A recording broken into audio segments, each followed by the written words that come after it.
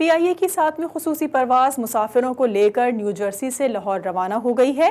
امریکہ میں پھنسے مسافر وطن واپسی کے لیے خوشی سے پھولے نہیں سما رہے تھے۔ افعال جاننے کے لیے دیکھتے ہیں فضل خالق کی یہ رپورٹ۔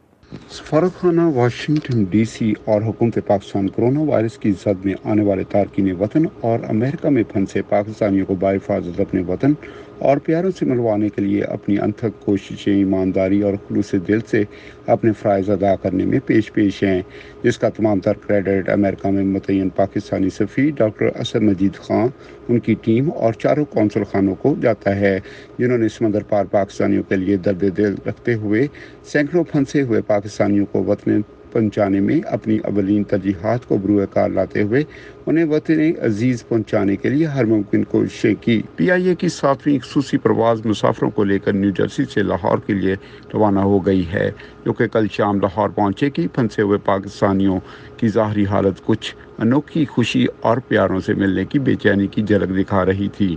اس موقع پر قونصل جنرل عائشہ خان نے نیو جرسی ایئرپورٹ پر مسافروں کو نیک تمناؤں سے رخصت کرتے ہوئے وطن واپسی کے لیے کیے گئے اقدامات کا بھی جائزہ لیا۔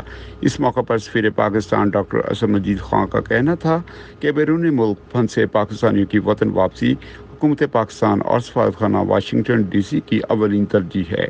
فضل Khaliq, Voice of South Asia, میریلینڈ۔